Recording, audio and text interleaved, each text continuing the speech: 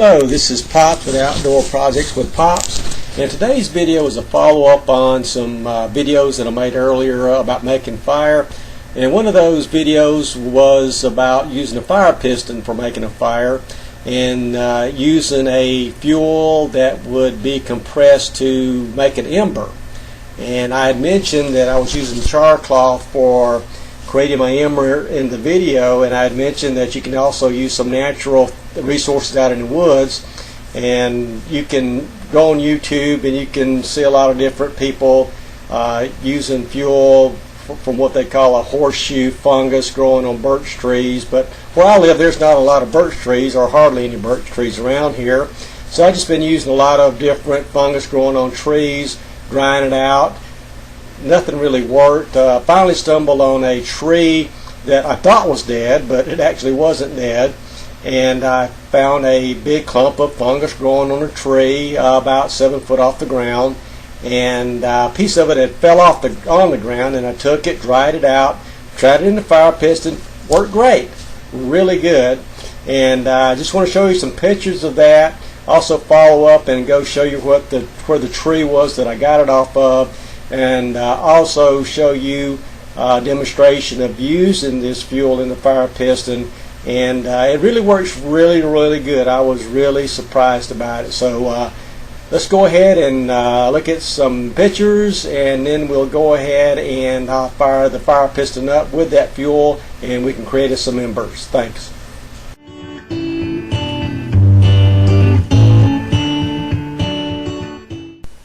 Here's some pictures here. Here's a picture of the fungus growing on the side of the tree, and you can see it's a dark type of fungus. It was in early spring when I took these pictures. They're kind of fuzzy, so we'll get through these. This is the tree itself where the fungus was on. Here's the bark. It's definitely an oak tree. And here's a tree out, and if you notice about halfway up the tree on your right, you can see the fungus hanging over. Here's the fungus. Reached up, is about 7 foot off the ground. It's about the size of my hand. And here's some pieces of the fungus itself, and I will actually take these pieces of fungus and dry them out. In a later video, I will actually use these pieces of fungus to show you how to light them.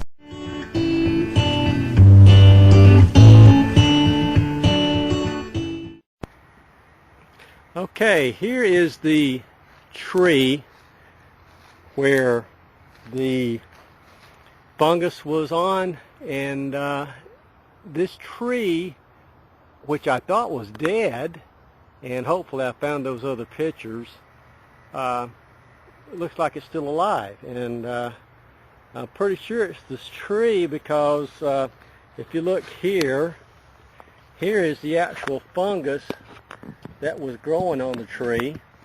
And we just had a storm last night, so a limb fell down here. Let me get this out of the way.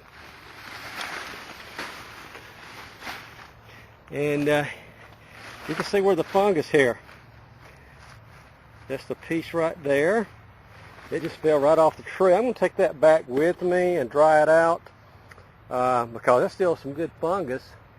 And I think it was actually attached right there.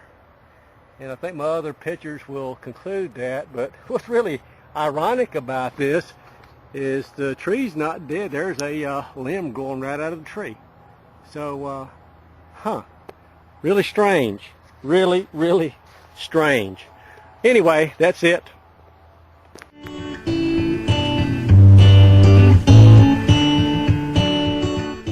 Fungus that we found in the woods, and this is the fungus right here. This piece has been dried already. It's kind of black on the inside, black on the outside, brown on the inside. And you can actually pinch parts of the inside, and they still feels a little bit spongy, although it's been dried for a while. So we'll use that, and what we'll do is cut a small sliver off and put it in our fire piston and use it to ignite the fungus and get some embers. I've actually got two fire pistons. I've got my larger one made out of copper and wooden dowel, and I've also got a smaller one made out of aluminum. And we'll use both of them just to demonstrate this. And let's go ahead and get our fire pistons ready. We'll use the larger fire piston first, and I'm using just a little bit of Vaseline just to put over my O-ring and my fire piston, just for lubrication, and I'll go down the shaft a little bit. People tend to probably put too much lubrication on this, and in a while, if you really don't have this, and if you kill an animal, you can always use the fat after you cook an animal for this too. I think that's what the primitive people used to do with their fire pistons. So let's go ahead, and we've got this ready, and I've already cut some of it up, and I've got it out in little bitty pieces here, and I'll just take one of the little bitty pieces, cut it into a small sliver to fit in the end of my fire piston, and that should probably be enough, and I'll place it in there, and I don't know if you can see this or not, but it's little pieces there. Now let me go ahead and pan down here and show you what I'll be doing here, and get it right. Now what I'm going to be doing is actually putting the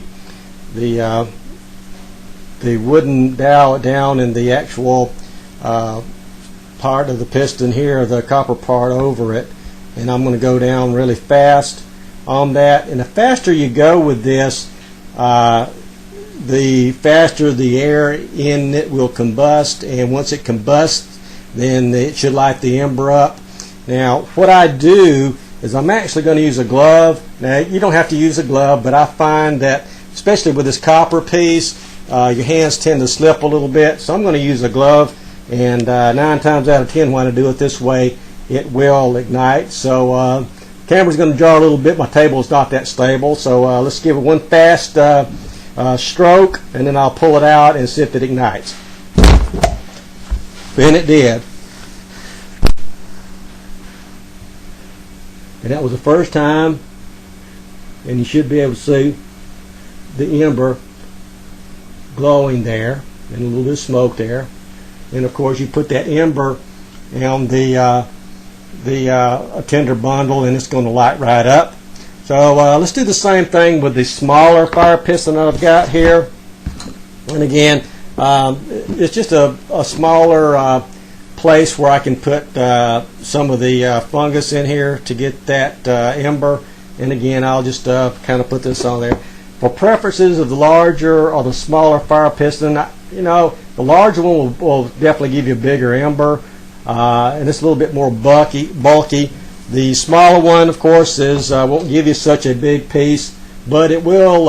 It's smaller, and that's what I have in my pack. And again, it only takes just a little bit to go in the fire piston. As a matter of fact, I probably got too much, and I'll actually cut that off and poke that piece in there. Just get that right. Oop, fell off. Let's try it again. And I think it's in there like that. And if you'll notice with this fire piston, I've got some small holes drilled in for a little bit more air here. So again, we'll try this fire piston now, and I'll use my glove. Again, it kind of slips, and again, you don't have to use that. I just use it so much. My hand just tends to slip. And let's try this smaller fire piston and see if it works. Here we go. Then it worked, and you can see the ember in there, and it works. And again, this was real time. This is the first 2 strikes of this, and it worked just great. So, natural fuel for the fire piston in the woods, in the shape of a fungus growing on a tree. And as a matter of fact, I found this just behind my house, still lit. Little blow here, and you put this in a fire bundle or a tinder bundle, and it will definitely light right up. That's all. Hope you enjoyed the video. Got any questions or comments, just let me know.